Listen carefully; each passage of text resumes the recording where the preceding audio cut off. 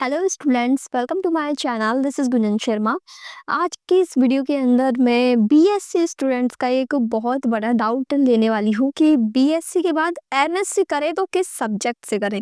देखो, वैसे ये सब्जेक्ट चूज करने का ऑप्शन स्टूडेंट्स का खुद का रहता है कि वो किस सब्जेक्ट में अपना इंटरेस्ट दिखाता है, कौन सी सब्जेक्ट उसे आगे कंटिन्यू करनी है, कौन सी सब्जेक्ट को वो पढ़ सकता है, कौन सी सब्जेक्ट वो इतना कैपेबल है कि एमएससी लेवल तक का झेल सकता है। क्योंकि एमएससी में आपका बीएससी से भी ज़्यादा लेवल का होगा, तो यदि आपको बीएससी में ही वो सब्जेक्ट नहीं पढ़ने में आ रही और फिर आप उसी सब्जेक्ट में आगे एमएससी करोगे तो फिर कैसे पार पड़ेगी। ठीक है, तो वो चीज़ है कि एमएससी में जब भी आप सब्जेक्ट चूज़ करें, किसी के बोलने पर नहीं, अपने खुद की कैपेबिलिटी के अकॉर्डिंग ही सब्जेक्ट चूज़ करिए कि आप कौन सी सब्जेक्ट को आगे पढ़ सकते हैं, किस सब्जेक्ट में आपका थोड़ा भी इंटरेस्ट है। ठीक है, ये यदि आप ये वाला पॉइंट लेके चलोगे ना कि किस सब्जेक्ट के अंदर ज़्यादा स्कोप है, तो देखो एमएससी जब यदि आप करते हैं बीएससी के बाद, तो वो आपको टीचिंग लाइन के अंदर ही लेके जाएगा। तो सीधी सी बात है, किस सब्जेक्ट को आप आसानी से पढ़ा सकते हो, कौन सी सब्जेक्ट को आप अच्छे से एक्सप्लेन कर सकते हो, यदि आपको पढ़ाने का मौका मिले तो वही सब्जेक्ट को आप आगे एमएससी में चूज़ करें, क्योंकि आप आगे उसी सब्जेक्ट के टीचर बनोगे।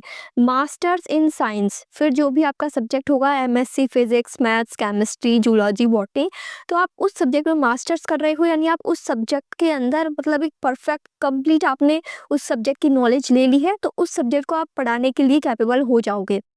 इसलिए आप वही सब्जेक्ट एमएससी में चूज करें जिसके लिए आप आगे टीचिंग कर सको। ठीक है, नेक्स्ट, जो मैथ्स के स्टूडेंट्स हैं जिन्होंने बीएससी मैथ्स करी है, तो उन स्टूडेंट्स के पास ये जो ऑप्शन रहता है कि वो एमएससी या तो फिजिक्स से करेंगे, या केमिस्ट्री से करेंगे, या मैथ्स से करेंगे। अब मैथ्स वाले स्टूडेंट्स मोस्टली जाते हैं या तो मैथ्स के अंदर या फिजिक्स के अंदर, क्योंकि उन्हें केमिस्ट्री में बहुत कम ही स्टूडेंट्स देखने को मिलेंगे। मैथ वाले मोस्टली जो बायो वाले स्टूडेंट्स हैं वो केमिस्ट्री चूज करते हैं, एमएससी केमिस्ट्री। बाकी सबका अपना अपना ऑप्शन है, क्योंकि आप ये मत देखो कि कंपटीशन किस में ज़्यादा है। हाँ, काफ़ी स्टूडेंट्स ये और सोचते हैं कि किस सब्जेक्ट के अंदर कम कंपटीशन है, किसके अंदर ज़्यादा स्कोप है, अपॉर्चुनिटीज़ किसके अंदर ज़्यादा है। तो आप यदि ऐसे देख के चलोगे तो हर सब्जेक्ट के अंदर जो स्टूडेंट्स, नंबर ऑफ स्टूडेंट्स जितने ज़्यादा है, तो उसमें कंपटीशन भी उतना ही ज़्यादा है, फिर उसमें सीट्स भी उसी अकॉर्डिंग रहती है। यदि आप आगे गवर्नमेंट जॉब्स की प्रिपरेशन करते हो, जैसे एमएससी केमिस्ट्री, केमिस्ट्री के अंदर आप देखोगे तो बायो वाले स्टूडेंट्स भी जाते हैं, मैथ वाले स्टूडेंट्स भी जाते हैं। तो केमिस्ट्री के अंदर अपॉर्चुनिटीज भी ज़्यादा है, स्कोप भी ज़्यादा है, बट उसमें कंपटीशन भी ज़्यादा है, फिर सीट्स भी उसी के अकॉर्डिंग रहती है। जैसे यदि आप जूलॉजी बॉटनी में जाओगे तो जूलॉजी बॉटनी ओनली बायो वाले स्टूडेंट्स के लिए हो जाएगा। फिर आपका जो मैथ और फिजिक्स वाला है, तो उसका डिपार्टमेंट अलग है, वो आपको साइंटिस्ट लेवल के अंदर लेके जाएगा। तो सबके अपने अपने मतलब, जैसे मैथ और फिजिक्स के यदि मैं बात करूँ तो फिजिक्स के अंदर बहुत कम स्टूडेंट्स जाएंगे एमएससी फिजिक्स के अंदर, लेकिन फिर उसमें सीट्स भी कम ही रहती है। ऐसा नहीं है कि, अब देखो आपने भी ये चीज़ देखी होगी, बीएससी के अंदर फिजिक्स सबसे टफ लगती है मैथ्स वाले स्टूडेंट्स को, तो एमएससी फिजिक्स के भी स्टूडेंट्स कम रहते हैं। लेकिन फिर ये नहीं कि उनमें कंपटीशन कम है, यदि स्टूडेंट्स कम है तो उसमें सीट्स भी कम रहती है। इसकी वजह से वहाँ भी कंपटीशन उतना ही है जितना कि एमएससी मैथ्स के अंदर है, एमएससी केमिस्ट्री के अंदर है। तो कंपटीशन सभी जगह बिल्कुल बराबर का है, टक्कर का है, और सीट्स भी उसी के अकॉर्डिंग है, अपॉर्चुनिटीज भी उसी के अकॉर्डिंग है। फिजिक्स वालों के पास केमिस्ट्री वालों से कम स्कोप रहता है, फिर वहाँ पर स्टूडेंट्स कम है तो उनके पास स्कोप भी कम है, अपॉर्चुनिटीज भी लिमिटेड है, या तो वो साइंटिस्ट फील्ड में जाएंगे या फिर टीचिंग फील्ड में जाएंगे। तो वो ही चीज़ रहती है।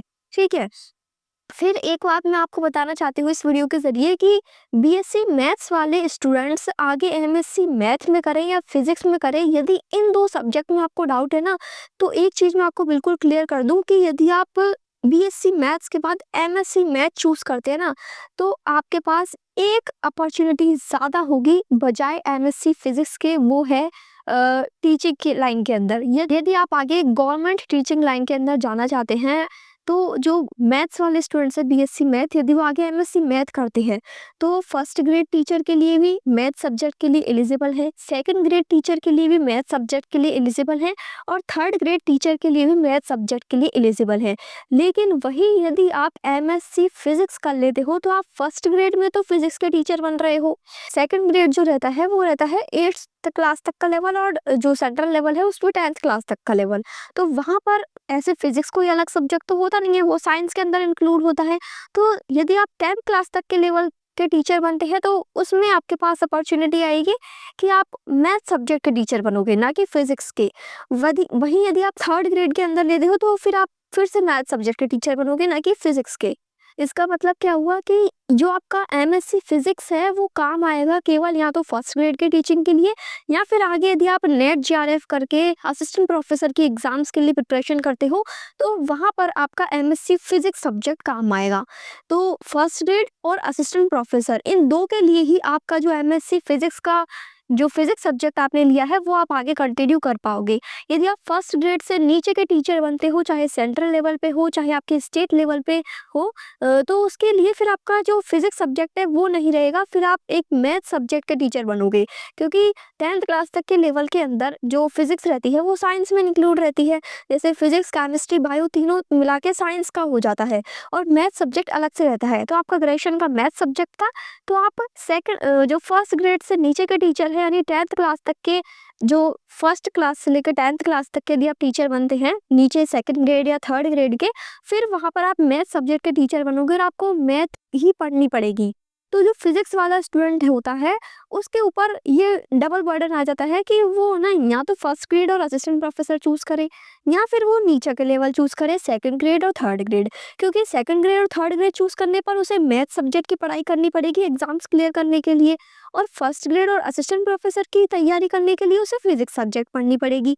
वही जो एमएससी मैथ में कर लेता है तो उसको डबल फायदा है, वो चाहे किसी भी लेवल की तैयारी करे उसे पढ़नी मैथ ही है। वही बीएससी लेवल तक की, एमएससी लेवल तक की मैथ ही मैथ पढ़नी है, तो वो अलग अलग, चाहे वो 2nd ग्रेड की वैकेंसी आ रही है तो उसमें अप्लाई कर देगा, 1st ग्रेड की आ रही है तो उसमें अप्लाई कर देगा, 3rd ग्रेड की आ रही है तो उसमें अप्लाई कर देगा, क्योंकि उसे वही चीज़ें पढ़नी है मैथ।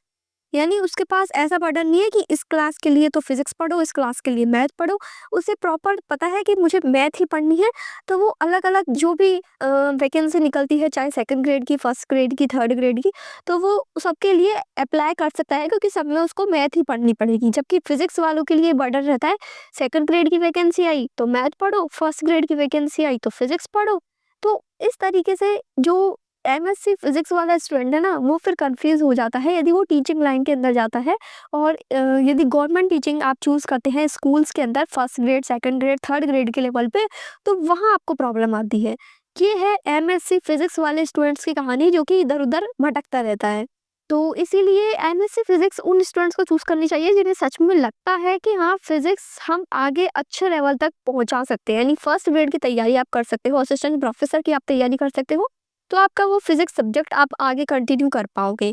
यदि आप मतलब आगे उसको नहीं पढ़ सकते तो फिर आपको शायद एमएससी मैथ में कर लेना चाहिए, ताकि आप जो 2nd ग्रेड और 3rd ग्रेड के एग्जाम्स हैं उनको भी दे सको।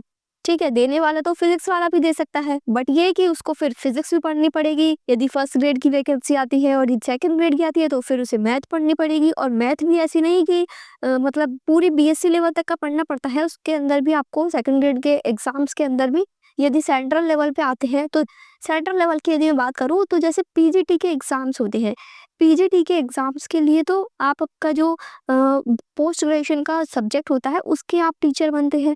और यदि आप टीजीटी के टीचर बनते हैं, जो आपका ट्रेंड ग्रेजुएट टीचर इस तरीके से होता है 10th क्लास तक का, फिर उसमें आपका जो ग्रेजुएशन वाला सब्जेक्ट है उसके आप टीचर बनते हैं। तो ये डिपेंड करता है कि आपका सब्जेक्ट क्या रहा है ग्रेजुएशन पोस्ट ग्रेजुएशन के ऊपर, ये सारी चीज़ें हैं इसके अंदर।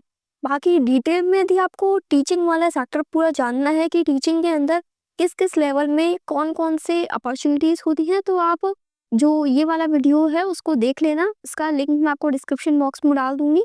तो इस वीडियो में मैंने पूरा डिटेल में बताया हुआ है कि टीचिंग लाइन के अंदर जाने के कौन कौन से रास्ते हैं जहाँ से आप टीचिंग लाइन के अंदर जा सकते हैं, चाहे आप ग्रेजुएशन के बेसिस पर, पोस्ट ग्रेजुएशन के बेसिस पर, बीएड के बेसिस पर, इसके अलावा और एक बीएसटीसी होती है उसके बेसिस पर। तो कौन-कौन से आपके पास रास्ते हैं गवर्नमेंट टीचिंग के अंदर जाने के, वो पूरा मैंने उस वीडियो में डिटेल में बताया हुआ है। आज के इस वीडियो का मेरा मेन मोटिव ये था कि जो स्टूडेंट्स का कन्फ्यूज़न है ना कि एमएससी किस सब्जेक्ट में करें, उसको क्लियर करने का।